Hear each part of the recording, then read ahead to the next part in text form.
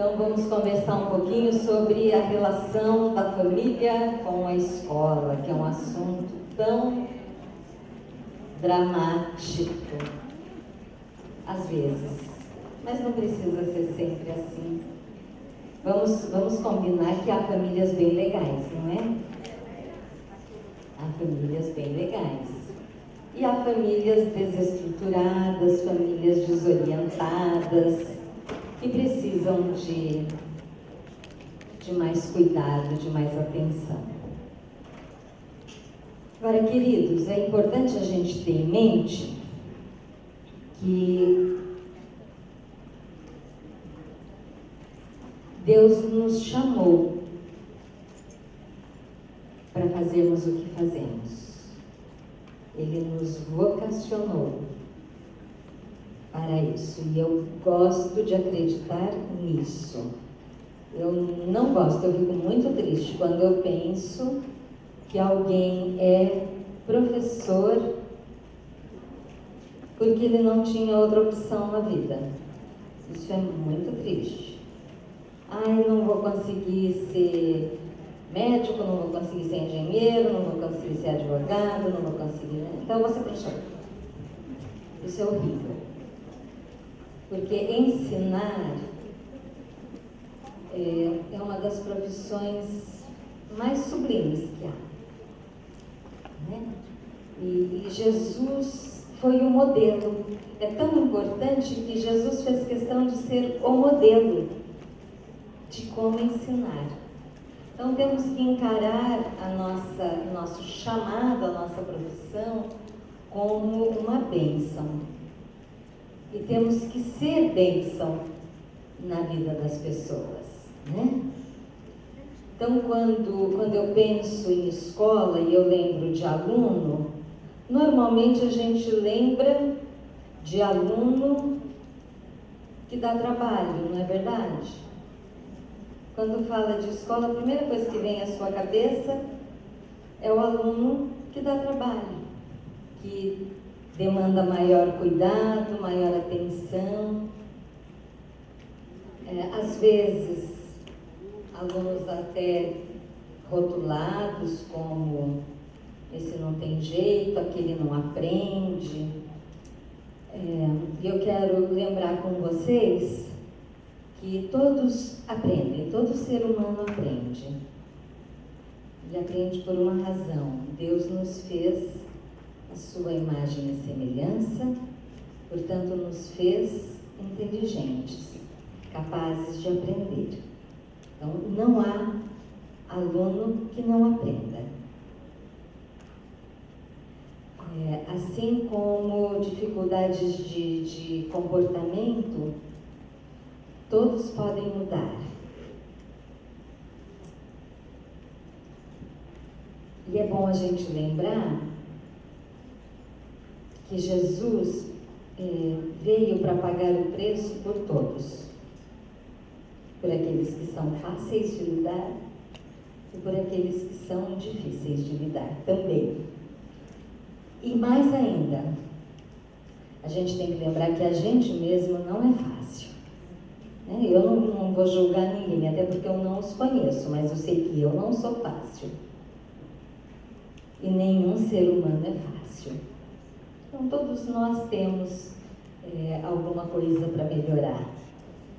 Só que é mais fácil enxergar no outro o defeito do que na gente mesmo, não é? Então essa conversa, essa caminhada de família com escola, ela é sempre assim, motivo de discussões e de reflexões, porque cada família tem uma característica, tem um jeito de ser, tem seus valores, tem seus princípios, tem os seus desejos. E a escola também é composta por pessoas que têm princípios, valores, sonhos. E a escola não é um caminhão de melancia, né? A escola é composta por pessoas com características diferentes. A comunidade escolar é composta de professores, de alunos, de pais de alunos, de diretores, toda uma comunidade, cada uma com funções diferentes, mas uma comunidade bem diversa. E quando nós juntamos coisas diferentes, nós temos dificuldade em acertar as arestas, não é?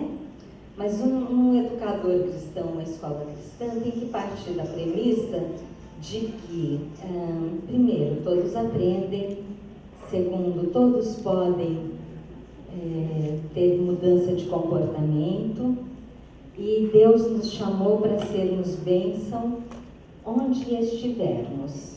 Não é onde nós escolhemos estar, é onde Ele nos coloca para estar, né? Então vamos falar um pouquinho dessa parceria. A família muitas vezes tem dificuldade de entender o funcionamento da escola, mas nós temos que admitir que a escola também muitas vezes tem dificuldade em entender as famílias que compõem a sua comunidade escolar, não é? E a gente já rotula, fala, nossa, lá vem a mãe do João, meu Deus, não é? Nossa, a mãe da Mariana, que mulher, né? E daí a gente já fala uma porção de coisa que não devia, a gente já faz julgamento, a gente já rotula. Então, vamos partir do princípio que é necessário haver uma parceria. E que toda relação que demanda o caminhar junto de mais de uma parte, a responsabilidade maior é sempre nossa, tá bom? Porque Jesus mandou que a gente sempre fosse aquele que assume para si a responsabilidade. Então, o versículo que diz, enquanto depender de vós, tende paz com todos, se aplica também à escola. Enquanto depender de nós, vamos ter paz com todos. Então vamos começar, vamos dar o primeiro passo para caminhar. Dar o passo, acolher, ouvir, não quer dizer abrir mão das suas convicções, não quer dizer abrir mão dos princípios, né? Mas é ter uma atitude de amabilidade, de solidariedade, de compaixão com o outro. Nós queremos sempre que as pessoas nos entendam, mas nem sempre nós temos disposição para entender, para nos colocarmos no lugar do outro, não é? E é esse o sentido de compaixão, é você se colocar no lugar do outro. E eu, depois que tive meus 3 filhos, fui aprendendo mais coisas, né? Então, antes de casar, eu era uma pessoa, depois eu já era outra, depois que nasceu o primeiro filho, segundo, terceiro, enfim, a cada nascimento de filho a gente aprende uma coisa. E eu percebi, em algum momento da minha vida, o quanto ter meus filhos adolescentes dando trabalho me ajudava a entender as mães que vinham conversar comigo para resolver problemas dos filhos que estavam dando trabalho, porque elas viviam uma situação que eu também vivia. Eu tinha condições de entender, porque eu também passava por aquilo. Quando nós não vivemos aquela realidade, às vezes é difícil para entender, né? Então, a maturidade de idade, maturidade de experiência profissional, maturidade de vida espiritual, ela vai nos dando essa possibilidade de nos colocarmos mais no lugar do outro. Então, a família e a escola têm que caminhar juntas, porque elas trabalham em prol de um mesmo ser humano. Só que a gente não pode esquecer, embora não pareça em muitos casos, quem ama muito aquele aluno, aquela criança que está sob a nossa responsabilidade, são os pais. O filho é tudo para os pais. E raras exceções, a gente tem famílias que não dão muita bola, mas não é isso. Via de regra, os pais amam, se preocupam e querem o melhor para o filho. E você está tendo o privilégio de dividir com essa família a educação dessa criança, né? Quando nós pensamos nesse assunto, a gente vai lá buscar as recomendações bíblicas da educação. E nós temos em vários livros da Bíblia, várias passagens nos orientam, nem dá para pôr tudo. Quando eu comecei a fazer a lista dos versículos, era tão grande, eu falei, não, mas daí vai ser uma palestra só de versículo. Não é isso, vamos concentrar em alguns. Mas no livro de Provérbios, Salomão é muito claro quando ele diz que nós temos que ensinar a criança. Ensinar, não é deixar a criança aprender sozinha. Ela vai aprender, um dia ela aprende. Não, é para ensinar.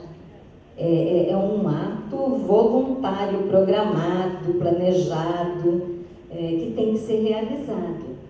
Em Deuteronômio, quando o povo de Israel está recebendo as recomendações de Deus, está lá. Estas palavras que hoje te ordeno estarão no teu coração. Tu as inculcarás a teus filhos. Inculcar, vocês sabem o que é? Inculcar é você ir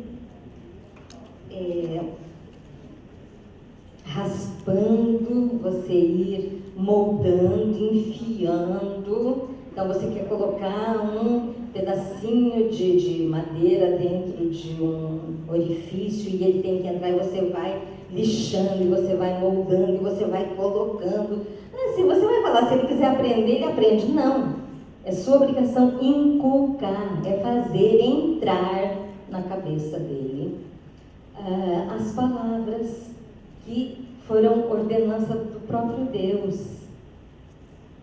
E isso é para ser feito assentado em casa, andando pelo caminho, ao deitar-se, ao levantar-se. É um processo contínuo. Você não vai falar uma vez por dia. Não, deixa ele fazer o que quer o dia inteiro, e daí à noite eu chamo, sento com ele e ensino. Não.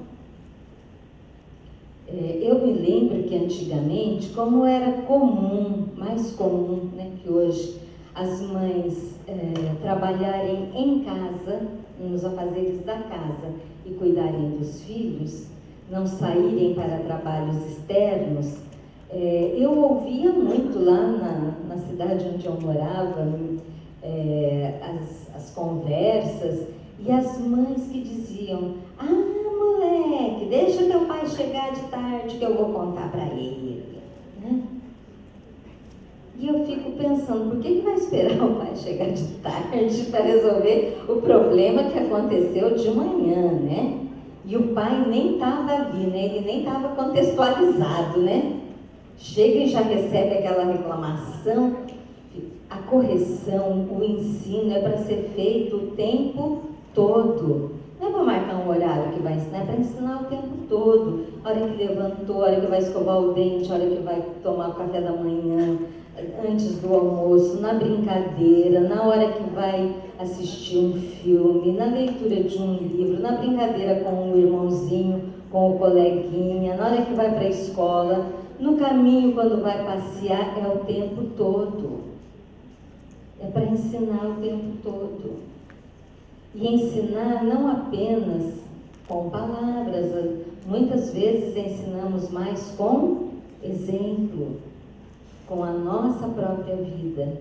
A gente pensa que a criança não está olhando, não está prestando atenção, ela está assim. E ela está vendo bem como você é, como você trata as pessoas, como você resolve os seus conflitos, quanta paciência você tem na hora do problema. A criança está vendo tudo. e ela vai ser o reflexo daquilo que ela presenciou, daquilo que ela vivenciou em casa.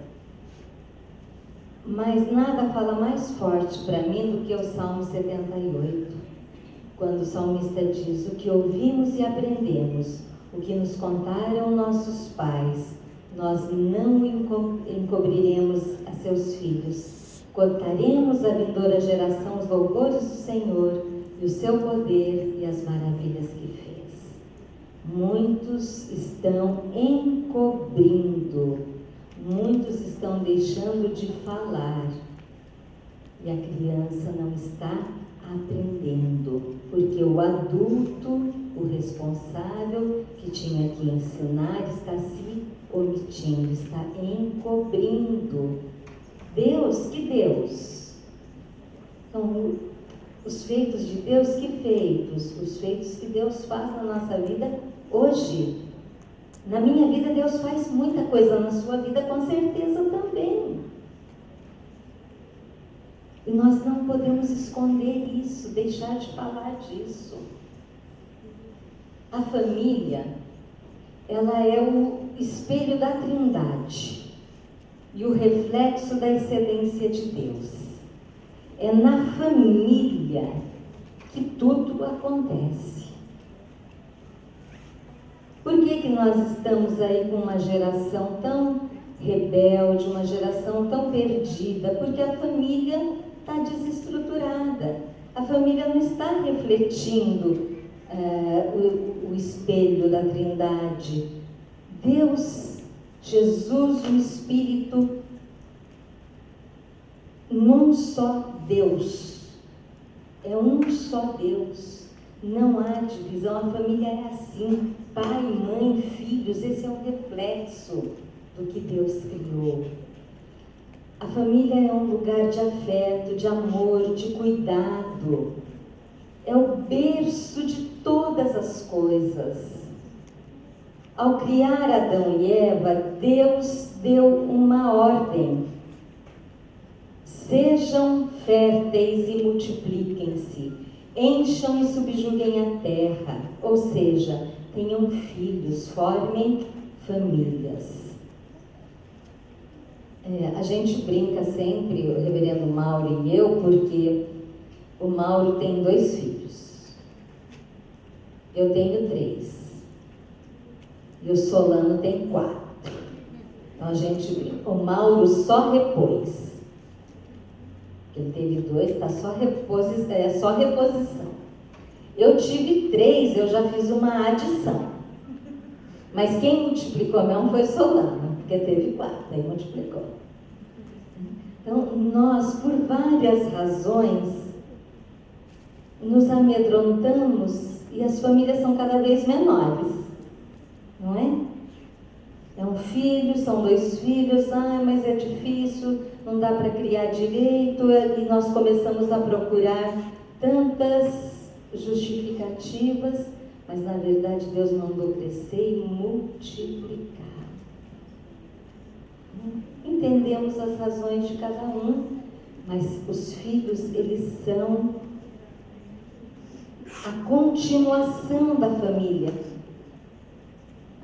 Tem família que não tem filho e acaba ali, morreu ali.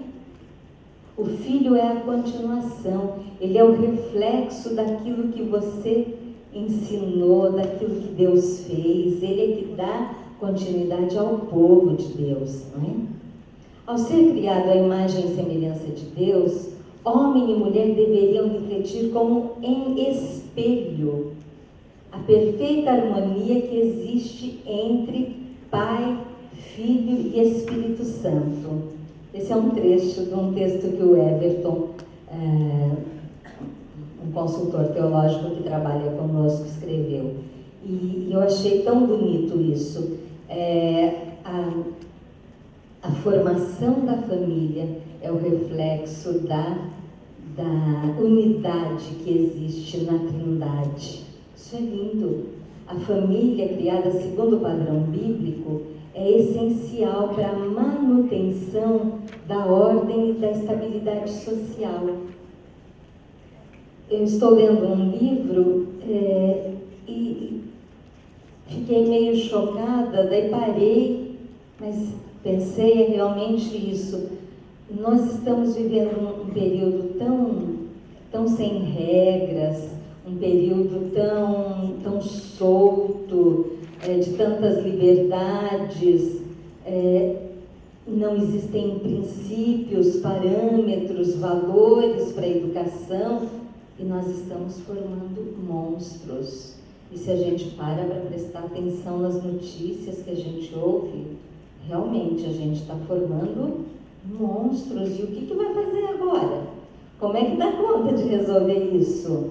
Para onde é que vai voltar? Tem que dar um review aí? Vamos voltar e vamos começar a consertar isso? Porque precisamos colocar valores, precisamos colocar Deus, precisamos estabelecer uma verdade para que haja uma mudança. O termo escola vem do grego, escolé, do latim escolar, uma instituição concebida para o ensino. Ensino de quem? De alunos sob a supervisão, a direção de professores. A escola existe para prestar um serviço à sociedade. A escola foi concebida para fazer uma tarefa que extrapolava as condições da família. Então, a escola existe, ela foi criada para complementar, para trazer aquela formação acadêmica que dentro de casa ficaria falha. Por quê? Por várias razões, pela falta de ambiente, a própria formação dos pais. Os pais não têm formação para trabalhar todas as áreas do conhecimento, enfim. E daí podem surgir perguntas, e a homeschooling, então? Eu tenho algumas restrições a homeschooling, mas tudo bem, respeito quem gosta, mas eu penso que há atribuições que são da escola e há atribuições que são da família, e ambas podem caminhar juntas. Nem dá para a escola fazer o papel da família e nem dá para a família fazer o papel da escola sozinha. Enfim, tem que haver mesmo uma concordância e um caminhar juntos, né? Mas a escola, ela veio para ajudar a família, para prestar um serviço. Pela Declaração Universal dos Direitos Humanos, a escola é imprescindível. Por quê? Porque ela vai garantir o acesso à educação, da qual falam os documentos da ONU. Tanto a Constituição, a gente viu na palestra anterior, quanto os PCNs, quanto o relatório Jacques Delors, todos os documentos, eles vêm sempre no sentido de que a escola deve garantir a possibilidade de aprendizagem e ela deve ser também um lugar de socialização. Então, isso é importante também. Na escola, a criança aprende a conviver com os outros, ela aprende a ceder, ela aprende a respeitar, ela aprende que ela não tem razão sempre, ela aprende que há hora, que há regra, essas normas de convivência que são fundamentais para o desenvolvimento normal do ser humano, né? O que a gente vê hoje são adultos pirracentos, não é? Que querem tudo porque querem, bate o pé e se você não tem, eu faço qualquer coisa. Como, por exemplo, eu até mato você, porque eu quero e você não... Eu quero continuar casado com você e você não quer continuar comigo, então eu te mato, porque é o jeito que eu resolvo. E as crianças estão crescendo nesse mundo. Então, a escola e a família, elas têm que concordar que regras, que normas são importantes, são necessárias. Deus estabeleceu normas, Deus estabeleceu regras. E nós, quando fugimos disso, fazemos besteira. Vamos por um caminho que não vai nos levar a bom termo. A família é a principal instituição e ela é responsável pela educação informal, através da qual são ensinados os hábitos humanos, como falar, andar, comer, ou aspectos de religião e cultura. Cabe à família transmitir os valores nos quais ela acredita. É a família que faz isso. Então, quando a gente fala, eu vou matricular meu filho naquela escola, porque aquela escola trabalha valores. Hello!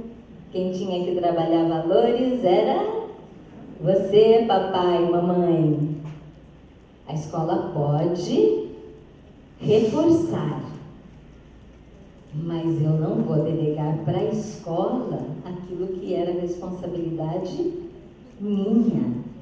Até porque a escola, de um jeito muito legal, pode ensinar valores com os quais eu não concordo.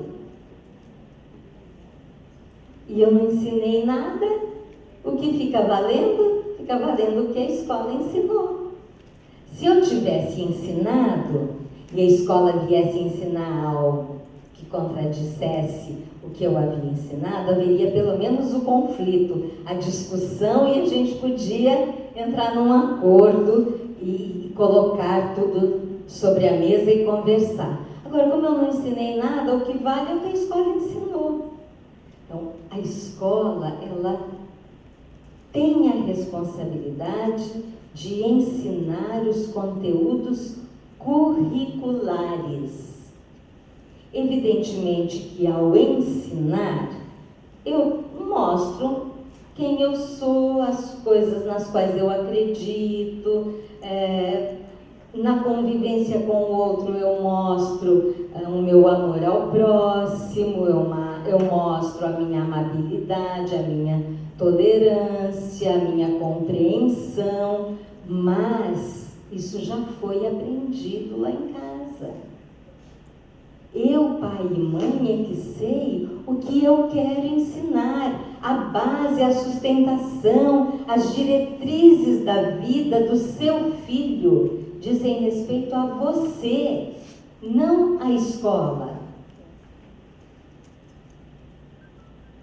O professor Mário Sérgio Cortella, eu estava ouvindo outro dia um vídeo dele no YouTube, e ele dizia, as famílias, os pais, se acovardaram. Eu acho que em algum lugar eu até coloquei. Os pais se acovardaram e estão abrindo mão de responsabilidades porque tem medo.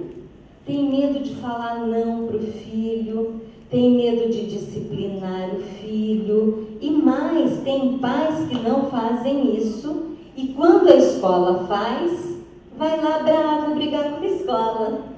Não é verdade? Eu me lembro de um caso, lembro de vários, mas um caso especificamente, quando eu era diretora do Colégio Mackenzie, do centro de São Paulo, nós demos uma suspensão para um aluno de ensino médio, porque já havia sido conversado, advertido verbalmente, advertido por escrito, os pais já tinham vindo, ou seja, todo um processo já havia acontecido e o menino continuava infringindo as normas da escola. E nós demos, a coordenadora e eu demos uma suspensão, e a suspensão ela ia para casa, o comunicado, para a família saber que no outro dia o menino não ia assistir aula. Ele estava suspenso das atividades. Aquele dia era um dia para a família sentar com ele e refletir sobre o que estava acontecendo, E o pai devolveu o comunicado para mim, dizendo: não vou assinar porque não concordo.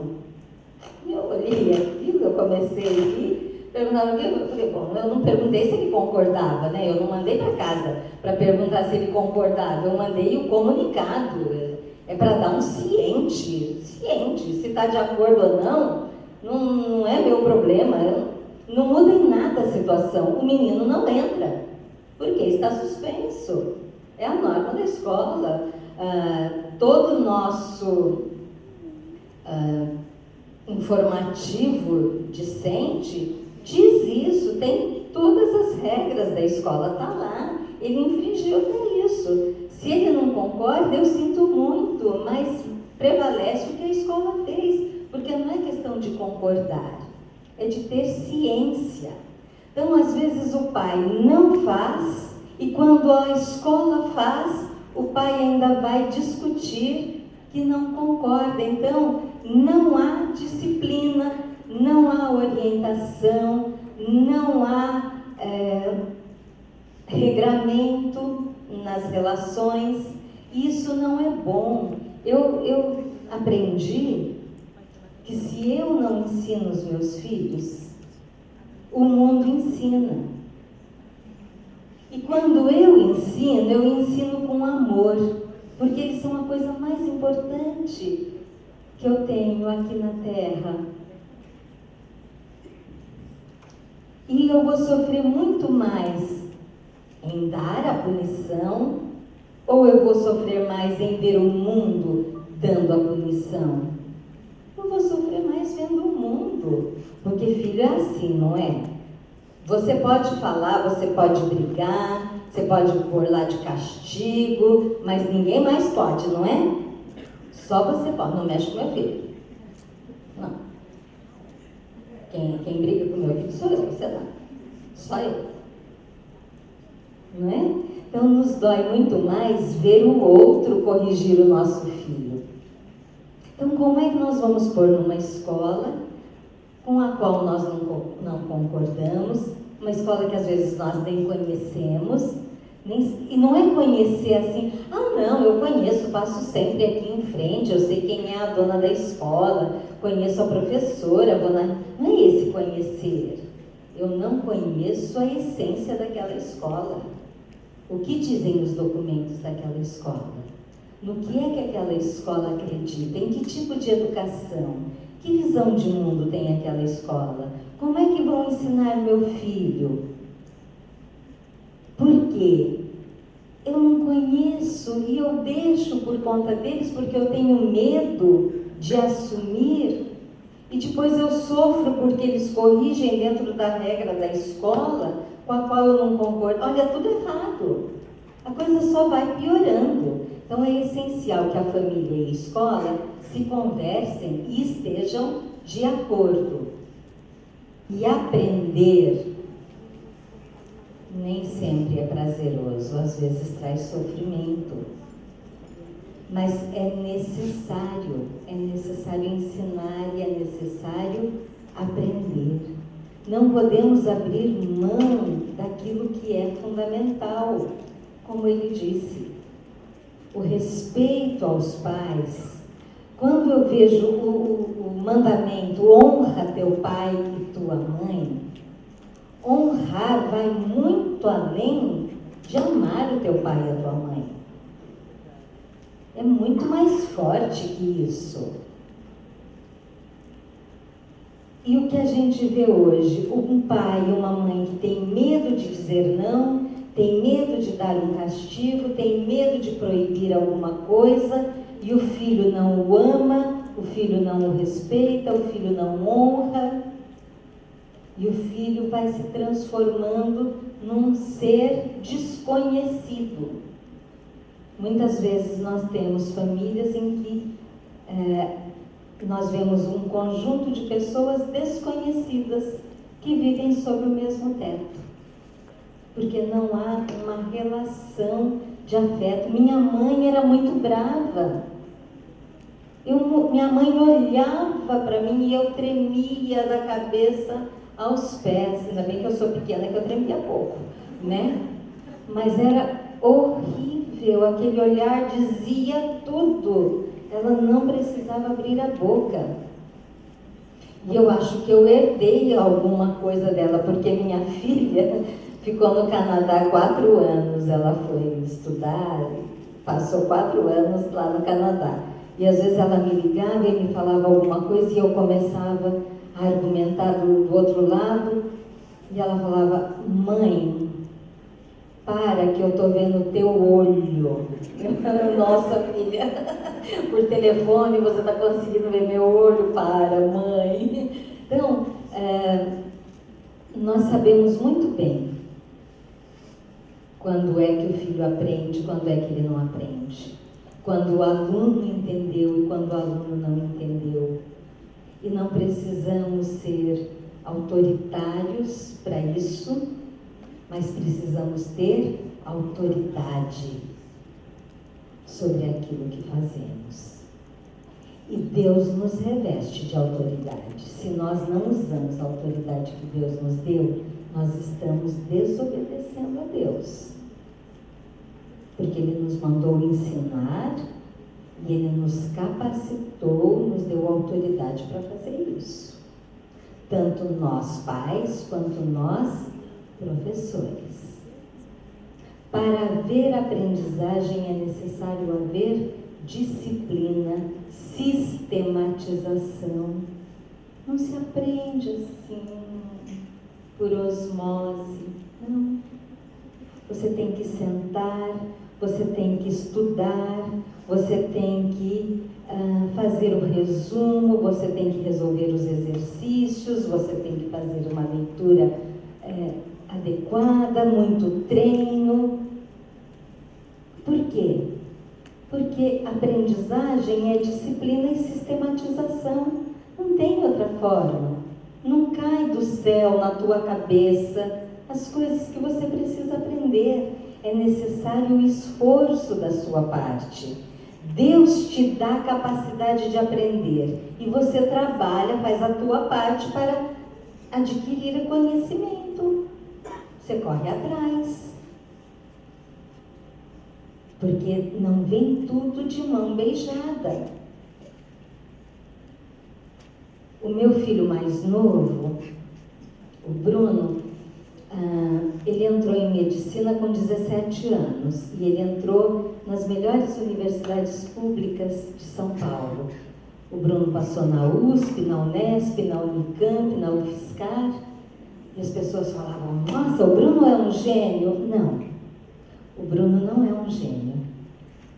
O Bruno é um menino inteligente. Deus o dotou de inteligência, mas o Bruno estudava 12 a 14 horas por dia. Não tinha férias, não tinha feriado, todo mundo saía e o Bruno estava estudando. Ele é um gênio? Não, ele estudou, ele fez a parte dele. Nós queremos tudo de mão beijada, queremos tudo pronto, queremos passar na padaria e comprar pamonha. É muito mais fácil. E não ensinamos os nossos filhos, os nossos alunos, que é assim.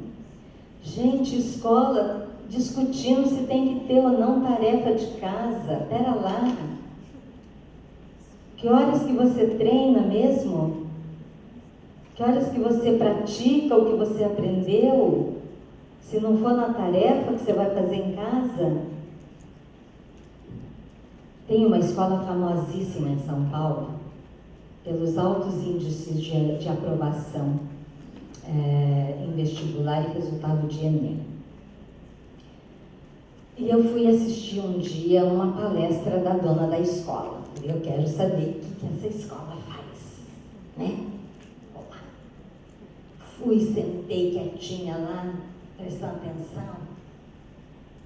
E ela disse: bom, na nossa escola os alunos precisam fazer uma prova de seleção, há muitos candidatos, poucas vagas, então há uma seleção. Começa por aí, né? Seleciona por meio de uma prova os alunos. Daí os alunos que são chamados, eles, no primeiro mês de aula, em São Paulo geralmente é o mês de fevereiro, porque as aulas começam no final de janeiro. No mês de fevereiro, eles são orientados, eles passam um mês sendo orientados como é que é aquela escola, como é que eles vão se comportar, como é que eles vão estudar naquela escola, o que é exigido, como é feito. Daí começam efetivamente os conteúdos, a ministração dos conteúdos, as aulas. Os alunos sabem, no dia anterior, o conteúdo que vai ser visto no dia seguinte. Então, ele deve, em casa, preparar o seu conteúdo, ele deve estudar. Ele estuda e vai para a escola pronto, com o conteúdo pronto. Porque lá ele só vai tirar as dúvidas. Ótimo, o professor vai tirar as dúvidas. Daí ele tem as avaliações, as tarefas de casa. Se ele não faz as tarefas, os pais são chamados, ele é advertido, assina um documento. Se ele vai mal nas avaliações, os pais são chamados. Na primeira vez são orientados que se ele melhorar, outras medidas serão tomadas. Vocês imaginam quais são as outras, né? Daí, novamente, o menino não foi bem, não. A média da escola, a escola exige de 80 para cima, tá? Se o menino não tem essa média, então os pais são orientados a levar ele para outra escola, porque aquela escola não é para ele. Então eu falei, não, eu não escutei isso. Eu devo estar enganada. Eu fui para casa porque eu devo estar enganada. Deixa eu ficar quieta, nem vou falar não, porque eu estou errada. Passou um tempo, outra vez divulgação da palestra. Eu falei, eu vou de novo, porque agora eu vou prestar atenção. E era exatamente aquilo. Então, gente, críticas e elogios. Claro que uma escola, ela tem que fazer a parte dela. E uma escola que deixa a responsabilidade toda para o aluno, não está fazendo a sua parte. Por outro lado, essa escola ensina para os alunos que eles têm que fazer a parte deles, que é estudar, exercitar, cumprir com o mínimo, que é fazer a tarefa, ler o conteúdo. Então vejam, muitas vezes a gente pula a etapa e não aprende, e não tem bons resultados ou resultados esperados pela família, pela sociedade. Por quê? Porque não houve sistematização. Essa coisa de deixar tudo muito solto, faz na hora que quiser, não está afim, importante não é isso, importante é saber refletir. Como é que você aprende a refletir se você não analisar, não comparar, não trouxer para confronto ideias diferentes? Como você aprende a refletir? Não existe outra forma. Então, a escola, a educação formal, ela tem a função de preparar o aluno para atuar na sociedade. E ela faz isso de maneira regulada, intencional e planejada. Então, planejamento em escola não é uma coisa banal. Por isso, o planejamento em escola não pode ser algo que você simplesmente copia de um ano para o outro, porque eu conheço escola que só muda o ano, né? Planejamento, apaga o ano 2017, põe 2018, o resto está tudo igual. Pera lá, o aluno é o mesmo, o contexto é o mesmo, não houve nada que precisasse ser acrescentado, do que você fez você não percebeu nada que deu errado e deve ser modificado. Como é que fica? Planejar é isso, é ver o que deu certo, repetir de forma melhorada, tirar o que não deu certo, substituir por outra coisa, com prazos, com objetivos, com índices. Nós temos no Brasil um medo de índice. A gente aqui não gosta disso. Americano é vidrado nisso. Tudo para americano é estatística. E a gente morre de medo de estatística. Não precisa ter medo. Você nem precisa ser vidrado naquilo e nem precisa fugir. A estatística é um elemento que te traz informação importante. Se eu tenho 30 alunos e em determinado conteúdo, na avaliação que eu fiz, 20 foram mal, não houve aprendizagem. É simples assim. E não é para ignorar, tá bom, eles não aprenderam, vamos para frente. Não, não aprendeu, volta, ensina de novo. Porque se o conteúdo está lá para ser ensinado, é para ser ensinado, entendeu? Ensinado, não é para ser passado. Mas a gente às vezes abre mão da responsabilidade de ensinar. Você, professor, vive muito com um termo na cabeça que é processo de ensino e aprendizagem. Só que a gente muitos já tiraram até o ensino, só fala processo de aprendizagem. Não, meu bem, a parte mais importante do termo é ensino. O processo é de ensino, que como consequência vai dar aprendizagem, mas o processo é ensino. Para haver aprendizagem é necessário que haja ensino.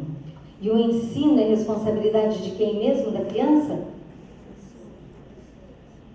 Ah, já cansei, já falei de um monte de jeito e não aprende. Vou contar uma coisa engraçada para vocês. A minha filha, ela sempre achou que ela não aprende. Ela pôs na cabeça dela que os irmãos eram mais inteligentes. Isso não acontece na casa dos outros, só na minha, né? Mas ela decidiu que eles eram mais inteligentes que ela. E a gente falava nada. E a Lara tinha horror, mas assim, vocês não têm noção, de matemática e física. Dia de prova de matemática, a Lara desmaiava. A boca roxeava, ela ficava branca, suava frio e sumia. De tanto horror que ela tinha. E a Lara foi para o ensino médio e física, precisa da matemática, não adianta. E a Lara com nota baixa. E a escola oferecia reforço. Então, tinham os alunos convidados e os convocados. Claro que a Lara era convocada. E a Lara brigava comigo. Eu não vou, você vai. Não vou, vai. Não vou, vai. Ah, vai. Vai. E a Lara ia. Foi uma vez, foi 2 vezes. Na terceira ela chegou em casa, falou para mim: eu não vou mais naquela aula. Você pode me bater, mas eu não vou mais naquela aula. Então agora a coisa ficou feia, porque eu posso até bater e ela não vai mais. O que aconteceu, minha filha?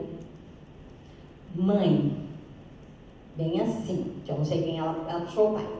Mãe, eu não sou surda. Eu falei: não, mas eu nunca disse que você é surda. Ela falou: estão pensando que eu sou. Porque eu vou de manhã na aula e não entendo. Eu volto à tarde e ele fala a mesma coisa. Eu já ouvi, mãe. Eu não entendi. Agora pegou, né? Ele não explica de outro jeito, mãe. Ele fala a mesma coisa, eu já escutei. Eu não estou entendendo. Então, muitas vezes nós ensinamos outra vez, mas nós ensinamos exatamente do mesmo jeito. E a criança não entendeu, gente. Ela não é surda. Ela ouviu. Ela não entendeu. Tem que achar outro jeito. Eu não tenho nada com isso. Lógico que tem. Claro que tem. Quem é o professor? É você. Professor é aquele que tem a responsabilidade de ensinar. Por isso que eu não concordo com algumas falas que dizem que professor é um facilitador. Não, eu sou professora, eu tenho responsabilidade. Deus me chamou para uma coisa importante, que é ensinar. E ensinar de forma que o aluno aprenda. E o método, eu é que conheço. O conteúdo, eu é que conheço. Onde tem que chegar, eu é que sei. Quais as possibilidades de caminho, eu é que domino. Não é o aluno. Por isso a responsabilidade é minha. Então temos que ensinar. A prática educativa, ela se dá a partir do processo de ensino e assimilação. Como é que eu vou prover um indivíduo com um aluno de conhecimento se eu não estou nem aí se ele aprendeu ou não? A minha responsabilidade é ensinar. Para Gandhi, a educação formal possui 3 objetivos básicos: formação da pessoa, o desenvolvimento da ciência e o domínio da técnica. Tudo isso tem que acontecer. A pessoa tem que aprender, ela tem que ser formada naquele processo acadêmico, ela tem que colaborar para o desenvolvimento da ciência e ela tem que dominar a técnica. Isso é processo de ensino. Não há aprendizagem se não houver ensino. Na escola se faz a passagem da vida privada para a coletiva. Meninos e meninas deixam de ocupar um lugar privilegiado no seio da família e tornam-se mais um entre os demais.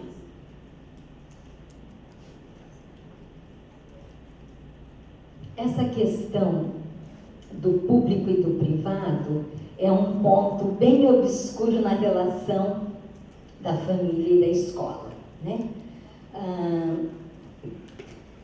Na família, no ambiente privado, nós deveríamos dar condições, educar, preparar nossas crianças para saírem daquele ambiente privado, irem para um ambiente público e saberem como se comportar. O que as famílias estão fazendo hoje? Não preparam, jogam no público diretamente e a criança fica solta, entregue à sua própria sorte. A Hannah Arendt, uma filósofa, ela diz que não há mais a preocupação das pessoas com o comportamento no ambiente público, porque isso não foi ensinado no privado. Então, sabe aquela coisa? Você não fala alto, você senta e cruza a perninha. Você não senta, você fala para a menina, filhinha, você não senta com a perna aberta, você senta direitinho, cruza a perna, você fala baixo, você mastiga com a boquinha fechada, você não sai gritando no meio das pessoas. A gente não ensina isso? Isso é coisa que a gente tem que ensinar, mas hoje em dia eu não vejo as famílias ensinando isso. Larga a criança no público, como se nada tivesse que ser ensinado, e ficamos expondo a criança. Isso é um crime, você expõe a criança a um ambiente para o qual ela não está preparada. E você quer que ela aprenda sozinha, a ter classe, a ser educada. Como? Você ensinou? Tudo tem que ser ensinado, por isso a importância do processo está no ensino, muito mais do que na aprendizagem. E daí a gente chega nesse ponto crucial, que é que não há prática de educação neutra. Não há neutralidade em educação. Por trás de tudo que é ensinado há um objetivo, há uma finalidade, há uma visão de mundo colocada. Não há educação neutra.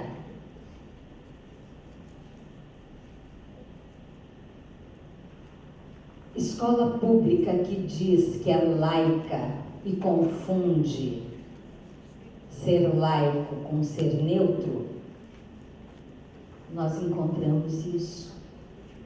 Filosofias sendo incutidas na cabeça das crianças e ninguém pode dizer nada porque é laica.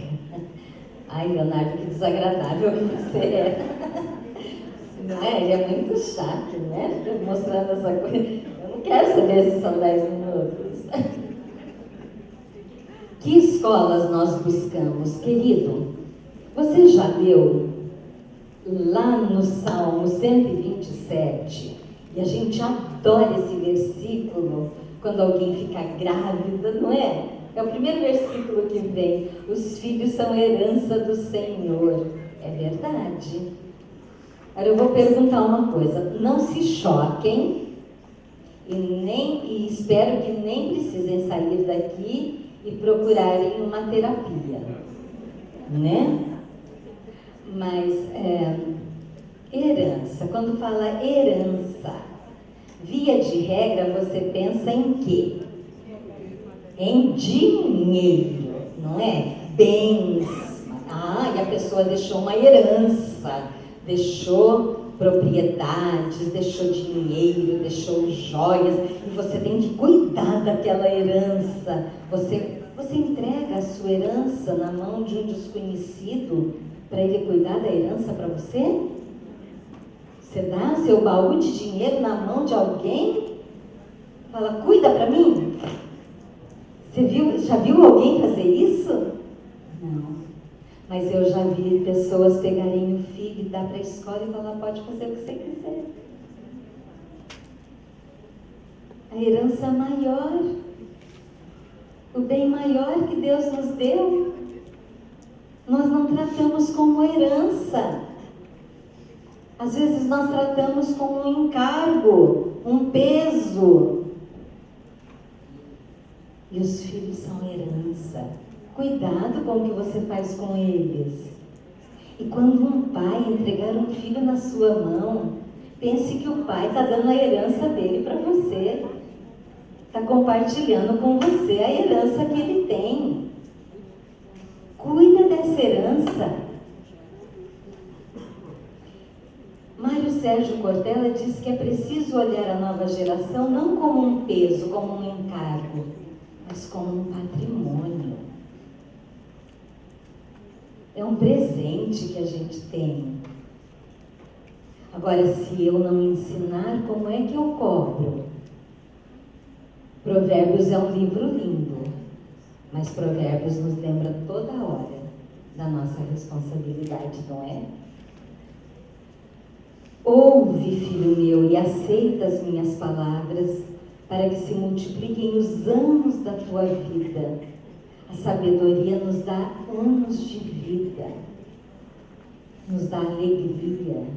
A falta de sabedoria, a falta de bom senso nos tira a vida. Quantos jovens morrem, por quê? Porque foram precipitados, porque não ouviram os pais, não seguiram os conselhos, desobedeceram. Eu te ensinei o caminho da sabedoria, guiei-te pelas veredas da retidão. Quando andares, não se embaraçarão os teus passos, e se correres, não tropeçarás. Apega-te à instrução e não a largues. Guarde-a, porque ela é a tua vida. Eu ensinei isso? Ou eu ensinei que importante mesmo era ir ao shopping e comprar tudo que eu quisesse? Um monte de coisa que eu não preciso, com o dinheiro que eu não tenho, para agradar pessoas que eu não conheço. Eu ensinei para o meu filho o quê? Que importante era o conhecimento, que importante era a sabedoria, Ou eu ensinei que importante eram as coisas materiais que passam rapidamente? E depois eu quero que ele seja o quê?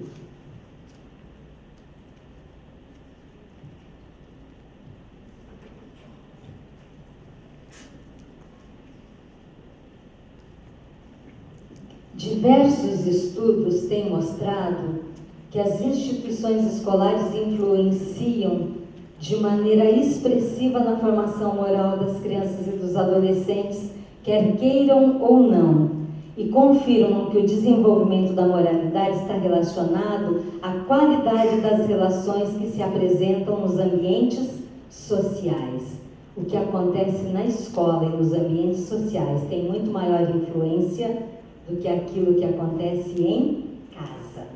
E às vezes dentro de casa a gente põe o bandido. Bandido que pode chamar televisão, bandido que pode chamar tablet, que você põe ali, não, ele está lá quietinho, está quietinho. Você já viu o filme que ele está vendo? Você prestou atenção no desenho que ele está assistindo? Você pôs o bandido dentro de casa. E ainda está feliz. Nós temos uma crise, não é verdade? Pais que não querem educar e escola que assume uma responsabilidade que não é dela e para a qual ela não está preparada. Queridos, cabe aos pais a educação dos filhos. A escola tem o desafio de ensinar o conteúdo, motivar o aluno, fazê-lo ter vontade de aprender, mas cabe aos pais a educação dos filhos. 3 conselhos apenas. Instrua seus filhos.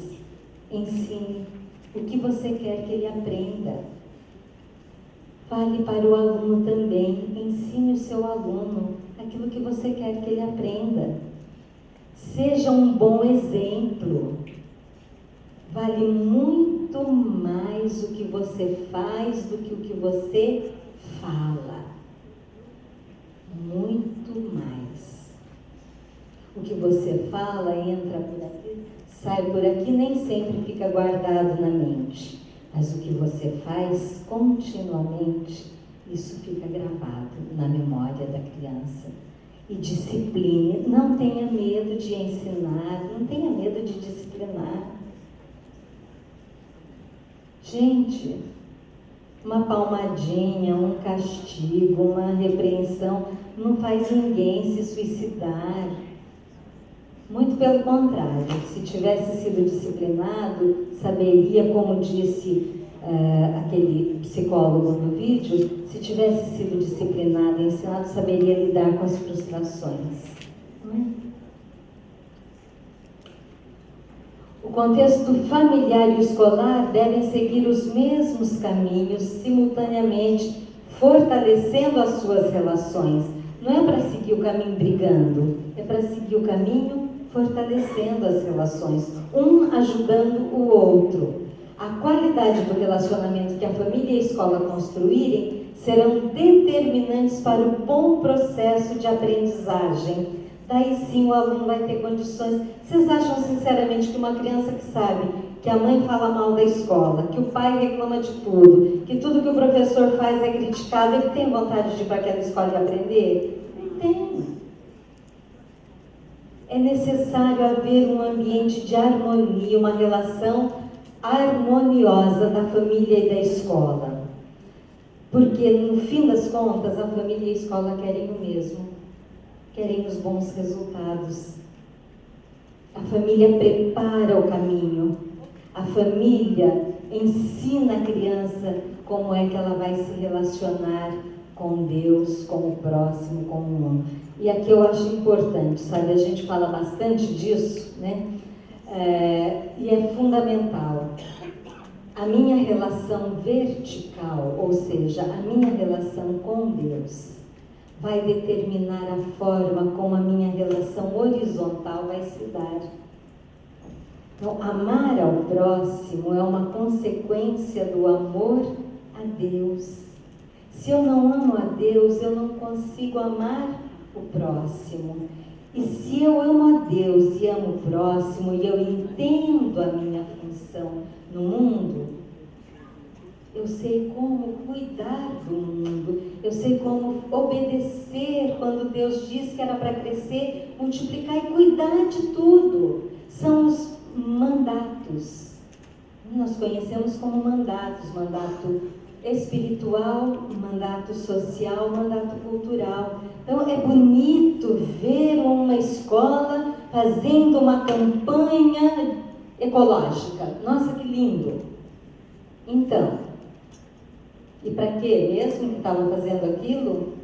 Você está fazendo porque você está obedecendo ao mandato de cuidar do mundo criado e não estragar o mundo criado? Ou você está fazendo por modismo, para aparecer na foto, para todo mundo dizer? Vejam, eu não sou contra a ação, seja ela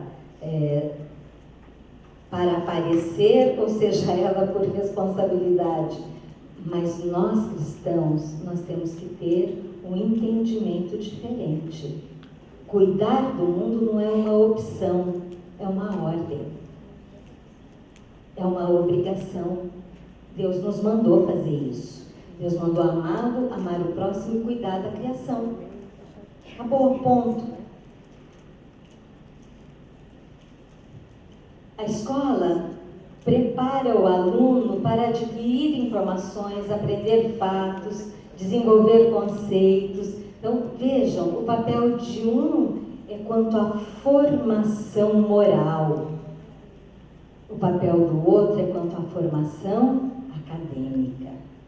Só que não pode haver choque entre as formas de entendimento. Família e escola, pais e professores têm a responsabilidade de orientar o coração da criança em direção à sua identidade como portador da imagem de Deus e como cidadão solidário e responsável. Eu penso que a escola cristã é fundamental para que isso aconteça. Uma escola não cristã não vai ter a preocupação de ensinar a criança que ela é portadora da imagem de Deus, que ela é criatura de Deus. Ela vai ensinar os conteúdos e talvez faça isso muito bem, mas ela não vai atender a outra parte. Andarão dois juntos se eles não estiverem de acordo? Você consegue ser amigo, conviver com uma pessoa com a qual você não concorda? Não dá certo. Você briga e no meio do caminho vai cada um para um lado. Por que tem famílias que passam por todas as escolas da cidade? Me conta. Não dá certo em lugar nenhum. Cada ano de vida escolar da criança numa escola diferente. Por quê? Porque não há concordância. E se não tem concordância, tem briga, tem discussão, tem separação. Então, escolher uma escola não é porque ela está na moda, não é porque ela fica perto de casa, não é porque ela cobra barato, não é porque... Não, gente. Não é porque ela tem balé. A escola ela tem que ser escolhida pelos princípios sobre os quais ela se orienta. Nunca será fácil,